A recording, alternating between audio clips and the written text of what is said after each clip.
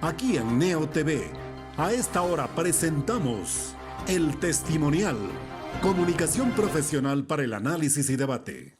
Saludos amigos del Ecuador y del resto del mundo, bienvenidos a El Testimonial. Nuestro invitado a esta hora, el general Paco Moncayo Gallegos, ex jefe del Comando Conjunto de las Fuerzas Armadas del Ecuador.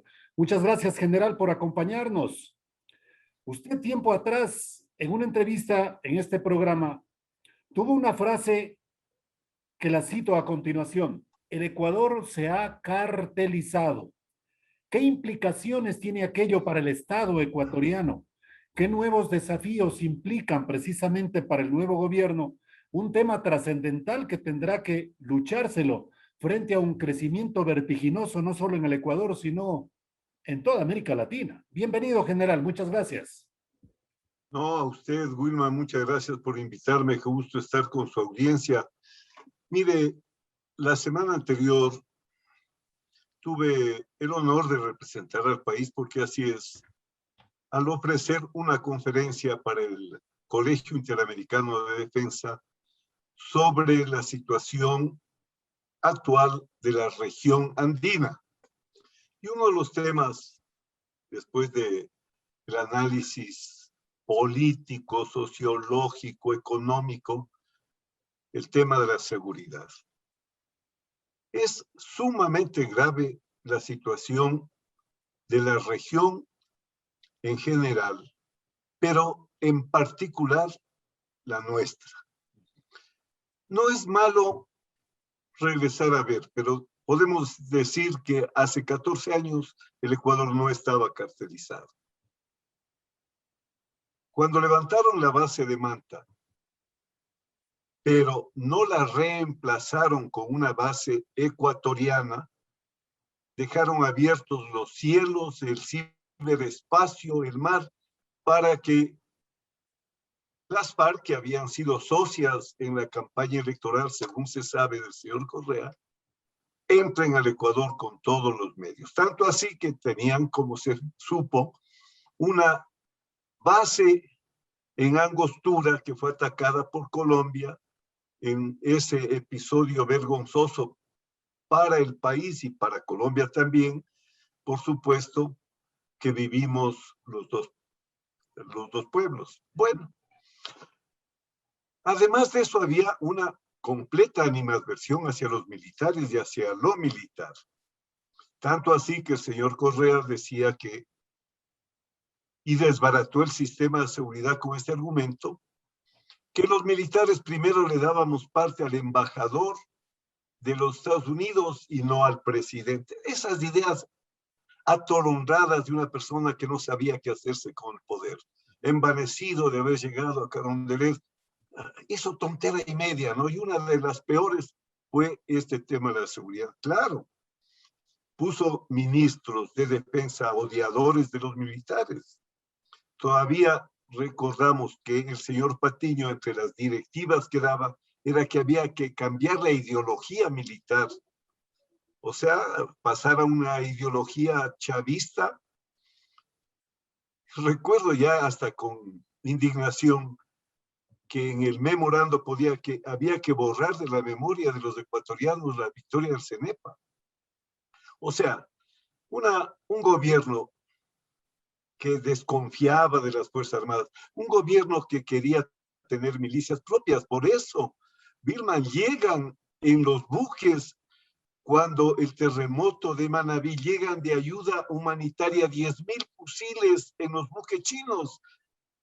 Parece que nos olvidamos pronto de las monstruosidades que hizo el señor Correa. Bueno, ahora, ¿cómo estamos ahora? En primer lugar, somos vecinos de Colombia y del Perú, los mayores productores de hoja de coca del Perú junto con Bolivia, ¿no es cierto? De pasta de base de coca. Bueno, tenemos en la frontera norte, en todo el sector de la provincia de Esmeraldas, las fuerzas disidentes no desmovilizadas de las FARC. Tenemos en Colombia un proceso de paz que está siendo boicoteado de lado y lado. Y que ha fracasado prácticamente. Ha fracasado. Tenemos en Colombia el Ejército de Liberación Nacional, Vigente. que está en la frontera nuestra de sucumbidos. Sí. Por la costa ecuatoriana sale la mitad de la droga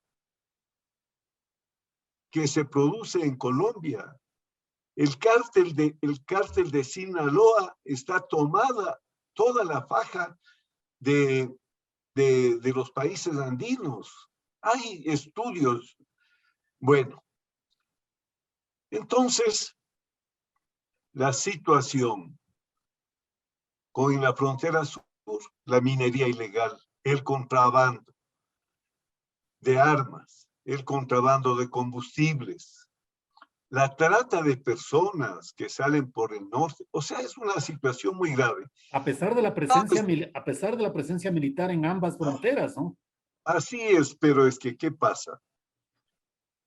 Lo que ha sucedido en el sistema penitenciario ecuatoriano es que ya están mandando los cárteles en nuestro país. Ya hay guerras por territorios de los cárteles. Las manifestaciones de violencia en los centros carcelarios ecuatorianos. Eso digo, oiga, y cómo muere la gente todos los días en los medios. El sicariato se ha tomado ciudades enteras. Entonces la situación de la seguridad en el Ecuador es muy grave, tanto por la cartelización, cuanto también, y hay que decirlo, ahora hay estudios. Yo vivo en el mundo académico, ¿no es cierto? Doy clases en los centros de perfeccionamiento del más alto nivel, doy conferencias internacionales sobre estos temas. Pero lo que tenemos que entender es que la pandemia está generando condiciones para un incremento de la violencia también al interior de los países. Ya en Europa, en España en particular, hay estudios de cómo la violencia interna se está incrementando. ¿Por qué? Porque hay desesperación, porque hay hambre, porque la economía se paralizó por culpa de este terrible mal que es la pandemia. Entonces, la situación de seguridad del Ecuador es una situación muy difícil. Okay. Además de eso, Vilma, sí, no usan los sistemas, cada cual quiere inventarse. Usted vaya hacia China, vaya hacia Rusia, vaya hacia Estados Unidos o vaya hacia Alemania. Los sistemas de seguridad no se improvisan. Los sistemas de seguridad funcionan. Aquí, la mesa chica, acuérdese, en octubre del 19, no sabían qué hacerse. La señora Romo era la que sabía todo, la que hacía todo, la mesa chica. Igual pasó cuando el problema de los periodistas, del comercio. ¿Y qué decir de lo que sucedió pues del 30S, cuando el señor alocado se va él a controlar un motín en un cuartel? Si funciona un sistema de seguridad, para esto existe un comité de crisis. Cuando estos comités de crisis están haciendo el seguimiento permanente de los procesos, porque la seguridad tiene que ser anticipatoria. Hay que accionar y no reaccionar. En ese escenario general, recordemos que las Fuerzas Armadas tienen como misión fundamental la defensa de la soberanía y la integridad territorial, pero con una inseguridad descontrolada, es necesario darle una reorientación mucho más realista a la doctrina militar de las Fuerzas Armadas del Ecuador en este momento, hoy más que nunca, general. Por suerte, Vilman, por suerte, las Fuerzas Armadas no paran de perfeccionarse, no paran de mejorar. Acaba hace poco tiempo, meses, el Comando Conjunto de presentar 20 libros con la doctrina militar ecuatoriana, la doctrina para ejército, marina y aviación actualizadas. Ahí usted se da cuenta de que las cosas funcionan felizmente las Fuerzas Armadas. Las Fuerzas Armadas tienen todo el sistema de planificación montado. Tenemos el libro blanco que se publicó en 2018, porque el ministro Carrín sabe de estas cosas, pues, ¿no? Tenemos el plan institucional del Ministerio de Defensa, en el que se establece además las misiones para las Fuerzas Armadas. Tenemos el plan del Comando Conjunto y ahí ya constan estas misiones. ¿Por qué?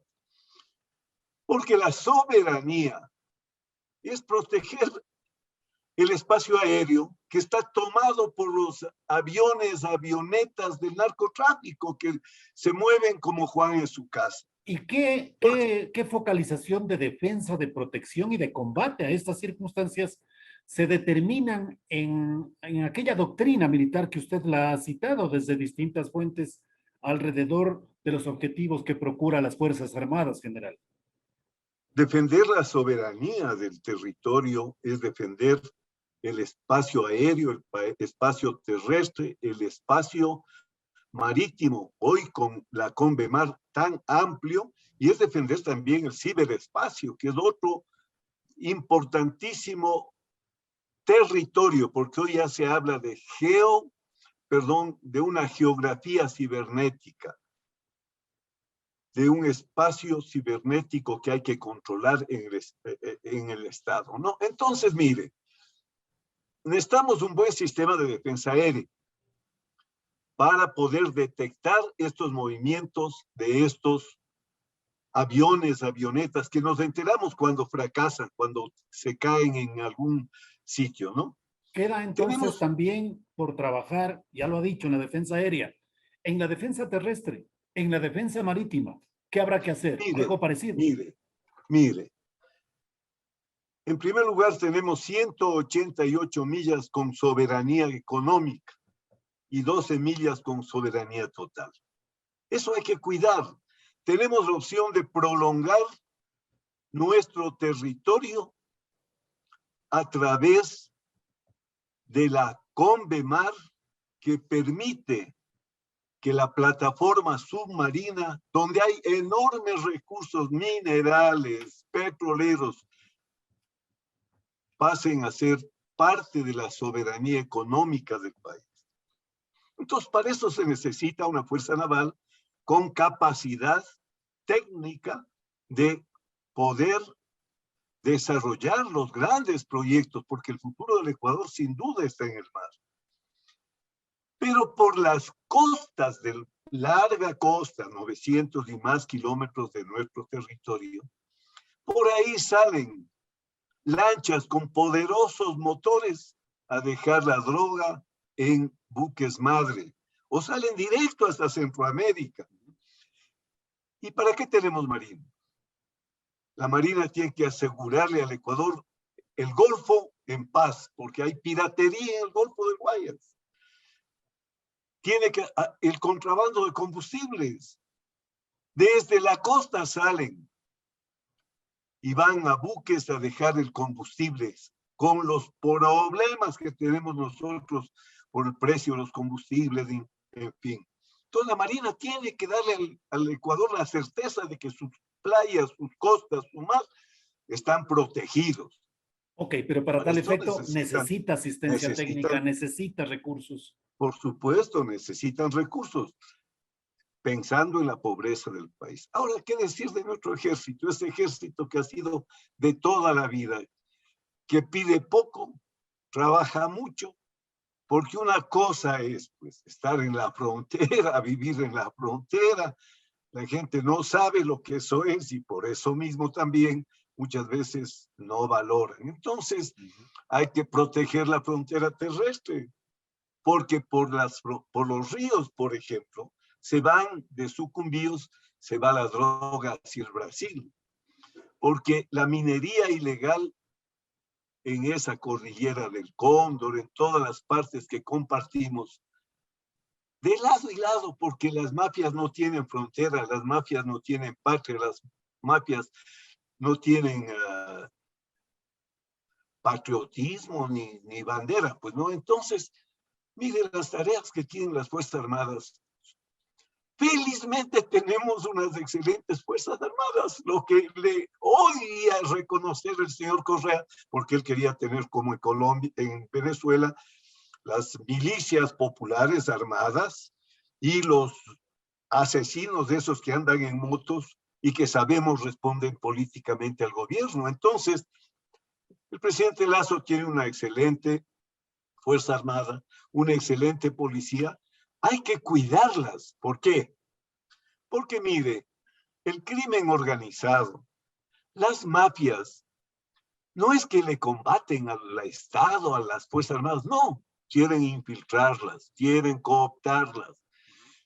Entonces, ellos trabajan para tener legisladores propios, tener jueces propios, alcaldes propios, infiltrar a los militares, infiltrar a la policía.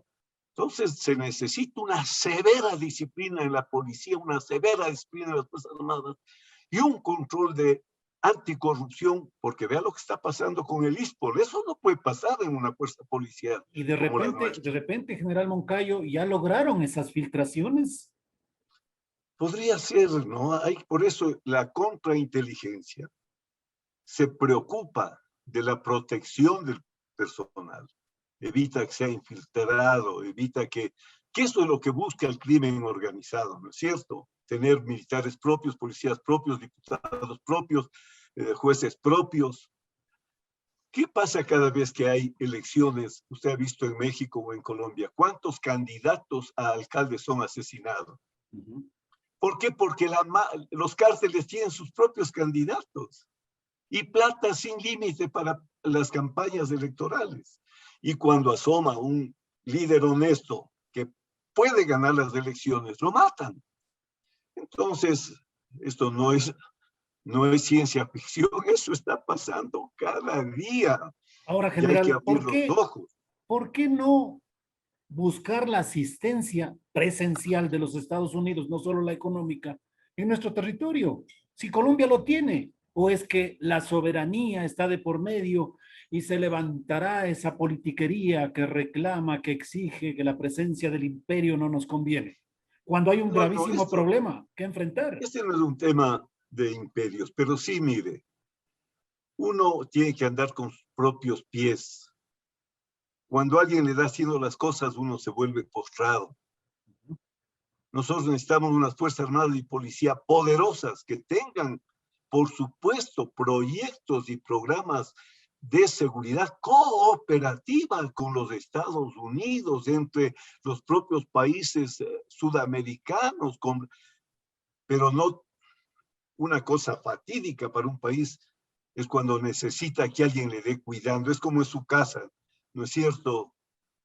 Usted tiene que sacar adelante a su familia, no que alguien le esté sacando adelante.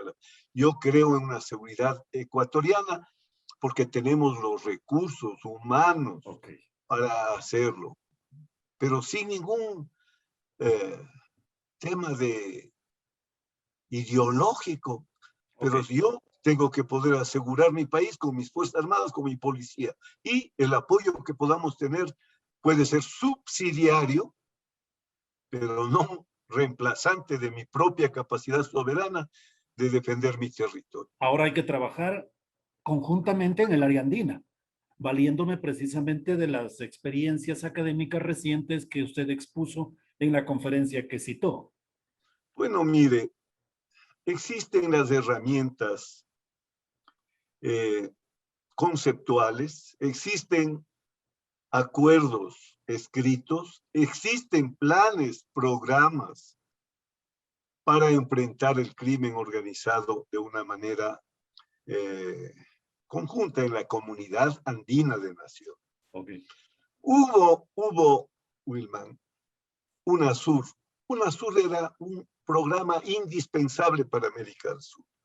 Infelizmente lo ideologizaron, quisieron hacer herramienta para infiltrar a los países doctrinas que están fracasando donde están. Y qué pena, en lugar de corregir eso, no se les ocurrió mejor cosa a los presidentes que cerrar UNASUR, causándonos un grave daño a Quito, por ejemplo. porque Quito iba a ser la sede de UNASUR, teníamos el edificio. Exacto, exacto. Y no le vamos a dar a los indígenas a que hagan su universidad. Vea cómo gobiernan este país. Entonces, es el momento para despertarla la UNASUR, pero con esos objetivos regionales. Pero por supuesto crearon, porque son tan simplones, ¿no? Que afuera UNASUR y vamos a crear PROSUR. O sea, ¿qué quieren decir? Vamos a sacarle a la UNASUR que está contaminada del chavismo y vamos a poner la PROSUR contaminada de otra cosa. Ya, gobiernen en serio. Sudamérica necesita de una organización. No nació UNASUR de la idea de algún loco, no. Hay estudios largamente hechos por expertos, especialmente con el liderazgo del Brasil, pero estudios que no tienen nada que ver con socialismo del siglo XXI, sino con realidades pragmáticas de la región sudamericana. Es un espacio indispensable para la seguridad. No podemos, porque como decía yo en mi conferencia, que le mandar la presentación. Muchas gracias, general. Les decía, la región andina, somos región amazónica también. Somos región del Pacífico también. O sea, no se puede entender la región andina sin pensar en la Amazonía y en el Brasil, ni se puede pensar la región andina sin considerar el Pacífico, que es el océano donde se realizan las cosas ahora, por ese extraordinario desarrollo de los países del Pacífico Oriental.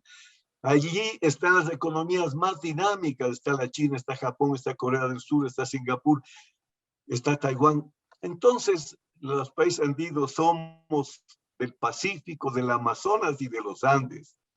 Esa visión geopolítica es indispensable para que podamos enfrentar juntos nuestro desarrollo y nuestra seguridad. Los criminales no tienen fronteras. Claro. Y es necesario, general, hacer aproximaciones ya mucho más directas con países como Colombia. Este país está cada vez más cerca de retomar las aspersiones aéreas con glifosato en nuestra zona limítrofe de frontera. ¿Qué riesgos ve usted allí? O también puede ser una oportunidad para acercarnos y decirles a los colombianos, cumplan con las recomendaciones que hacen organismos como la Organización Mundial de la Salud, de que las aspersiones sean por lo menos 10 kilómetros adentro del territorio de aquel país que precisamente fumiga la zona para acabar con las plantaciones de la droga, general. Mire, Colombia es un país extraordinario, con un potencial fantástico. Los analistas de los centros de estudios estratégicos del mundo les dan a Colombia una proyección para ubicarse como un país emergente por su extraordinaria geografía, por su extraordinaria posición geográfica. Pero también ellos algún rato tendrán que ponerse de acuerdo, pues no pueden vivir matándose los unos y los otros. Vea cuánta gente de los que firmaron la paz ya los han matado. Así frustraron los otros proyectos de paz que han surgido a lo largo de 60 años. Bueno, el Ecuador tiene que hablar con Colombia, tiene que hablar con Perú, con voz propia y defender los intereses del Ecuador en el marco de la cooperación andina. Porque el Estado no puede subordinarse a intereses ajenos. Lo mismo que estamos diciendo, que no podemos esperar que nos vengan a dar defendiendo, digámoslo así, los norteamericanos. Tenemos que hablar con voz propia. Tenemos un presidente que felizmente puede hablar cara a cara con los presidentes de los dos países y con el presidente de Bolivia para buscar las mejores soluciones para la región. Así es que no hay que desperdiciar la ocasión de esta victoria de la democracia en el Ecuador para que en ese ambiente podamos hacer juntos con nuestros vecinos, con nuestra subregión, con nuestra región y con nuestro continente programas y proyectos de seguridad, porque vuelvo a decirle, las mafias, los cárteles, el crimen organizado no tienen bandera, no tienen patria, no tienen fronteras. Y querer enfrentar desde cada país esos problemas es darle una baraja gratis al crimen organizado. ¿Y puede dar un gran contingente el señor general Paco Moncayo Gallegos en calidad de ministro de Defensa? Pues esa No, posibilidad surgió en las últimas horas en redes sociales. ¿Podría ser esa opción, general? a ver, en primer lugar hay que decir que yo no sé de dónde salen esas listas ni qué intención, buena o mala, puedan tener. Porque asomo yo en listas sin que nunca haya siquiera hablado con el presidente. Sí. ¿De dónde salen las listas? ¿Qué intención tendrán? No sé. Lo que yo no puedo tampoco, porque acuérdese, yo lo he dicho con usted y con muchos medios. Mire, uno no puede jubilarse de la política, porque uno ha hecho política por patriotismo. Y el patriotismo no tiene jubilación. Es como, bajémonos al nivel de la familia. ¿Usted puede jubilarse de ser papá? Jamás. No, pues eso muere con uno. El patriotismo Sí, muere con uno. sí. Y no puede ver indolente lo que le pasa a su país. Por eso yo creo que la política que se hace con patriotismo no tiene jubilación. Pero eso no quiere decir que usted necesite un ministerio para servirle a su país. O tampoco negarse a la posibilidad, ¿no? Bueno, no, ni negarse ni prestarse, ¿no? Correcto. Como dice en el cuartel, el soldado ni se niega ni se presta. Entonces, a Paco Moncayo, como soldado, le digo, a ver, siempre que pueda servirlo al país, sin sueldo, sin título, sin carro, sin chofer, todavía me siento más cómodo sirviendo, porque esa es una vocación que debe nacer y morir con cada ecuatoriano. Y una última demostración de patriotismo que usted hizo, general, fue en el cantón Rumiñahui, cuando acudió a vacunarse haciendo fila como correspondía y no saltándose o llegando a un privilegio de vacuna VIP. Se lo reconoció la población, la ciudadanía. Me llegó esa información a este programa y yo quiero hoy públicamente decírselo, general. Muchas gracias por ser así. Muchas gracias por esa ciudadanía y por ese respeto que usted trasciende con este tipo de actitudes, haciendo fila como corresponde y esperando el momento para la vacuna, general. Mire, el problema del Estado ecuatoriano es este. Es un Estado convertido en botín. Entonces, el que llega a la ciudad de alcalde se sacó la hacienda Quito y puede hacer lo que le da la gana en la hacienda Quito. El que llega a la presidencia se sacó la hacienda Ecuador y puede hacer lo que le da la gana. Ese es el peor subdesarrollo. El día que entendamos que en democracia todos somos iguales, que la ley es para todos, que los deberes son de todos, los derechos para todos, que no hay personas VIP, hay que borrar eso que es del mercado, ¿no? Está bien que la empresa aérea ponga VIP para los que tienen más plata, pero el Estado no puede tener trato VIP para unos y de aperro para otros. Eso es vergüenza.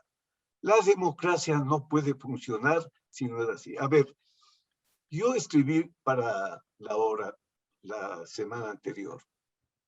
Esta es una oportunidad, una nueva oportunidad que le da el pueblo a la democracia, no al señor Lazo, a la democracia.